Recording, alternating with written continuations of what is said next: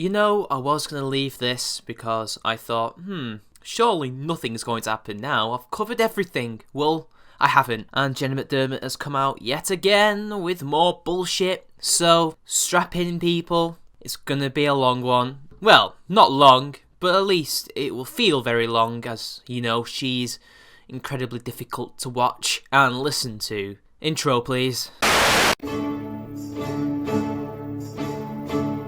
Hello everyone, this is Travelling Man 90. Ugh! Damn it, I can't see a thing in this. So what is it, you ask, that makes me make a part 3 of this ongoing drama? Well, let me just say that Jenny has come out with another video accusing Armoured Skeptic of silencing her because her main channel has been flagged and suspended. So, why let me explain it to you when she can explain it herself? And we'll just do the usual. Jenny, you have the floor. Hi guys, I have another update on Armoured Rapegate. She's still calling it that. At least she hasn't got red on her anymore, at least. Many of you will already know that my main channel has been shut down in an attempt to silence the truth about a well-known atheist YouTuber and rapist. No, it was shut down because you violated the terms of service and was bullying people and creating false rape allegations. That's why your channel was suspended, because you broke the rules, you were inciting, and you were just basically being a horrible bitch. YouTube doesn't take too kindly to shit like this, funnily enough. You have nothing to blame but yourself. You were not being silenced, you were being punished. Free speech does not apply to lies, slander, defamation, and false allegations, sadly. In before Lieutenant Sarge calls me a hypocrite.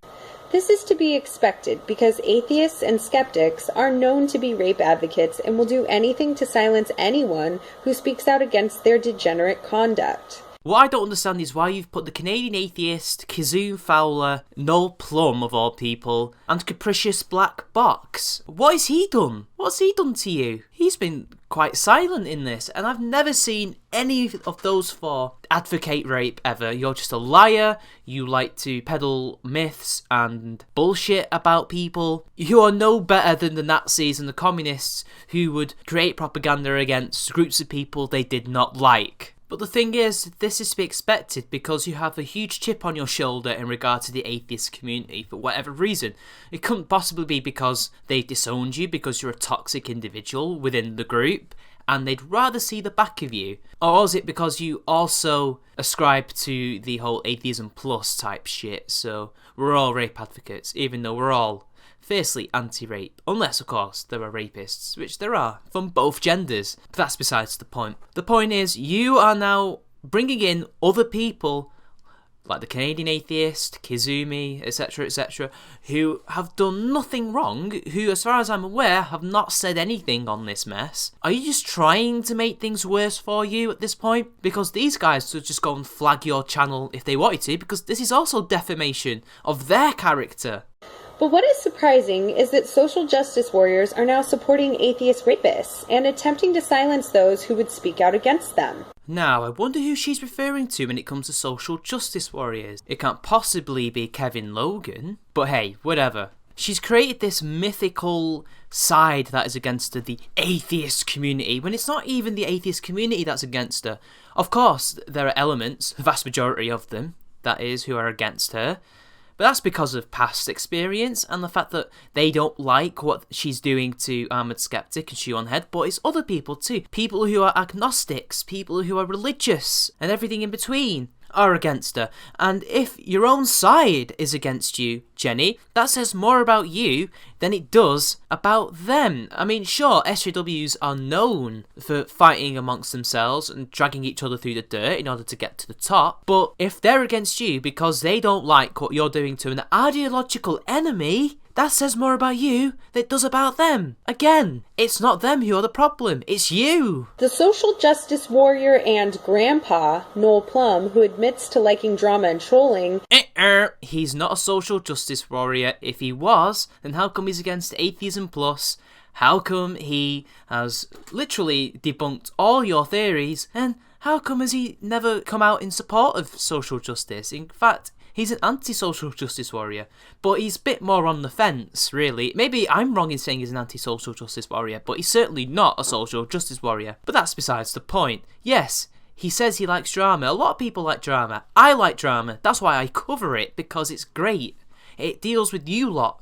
It deals with the fact that people like Venom Fang X, you, all these different people who have attacked different YouTubers over the years, it sorts you all out. You either come out stronger or weaker or become irrelevant. That's what I like about it. YouTube can't run without it. There's nothing wrong with saying that. There's nothing wrong with that. But what he says, well, there's a difference between what you've done now and other dramas in the past, which I completely agree with. There is a difference.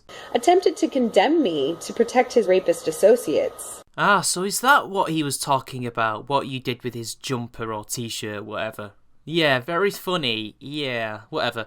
And to answer your point, no, he didn't. He did it because what you did was wrong. You slandered and defamed a man for no other reason than because you dislike him and his girlfriend. That's literally the only reason why you did it, except maybe because you want some attention too, but I think most of it is because you really don't like that couple. Obviously, fuck Jenny McDermott. Look, I don't mind a bit of YouTube drama, right? And I don't mind even watching a little bit of trolling. If it's somebody you don't like, who is on the receiving end, and it's somebody you like who's dishing it out, you just think I'm just not going to comment on this. I'll just keep silent on this.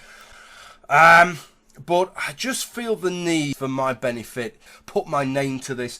Quote mining, people. Quote mining. She has rearranged and edited it in such a way to make it look like he said something that he didn't. All out of context. If you want to watch the actual one, I will link it in the description down below. And since she's going to go on to Kevin now, I'll also link his full hangout for you to watch, as well as the condensed 12-minute version that he made for his main channel. Basically, ignore this point because she's lying. There's literally just no point. He says all these things, but he said that, basically, I'll sum it up as best as I can remember. He said that I don't mind a bit of YouTube drama, but there comes a point where it's too much. It crosses the line, and Jenny crossed the line. And that's why he said fuck her. He said that after he said he doesn't mind a bit of drama, not before.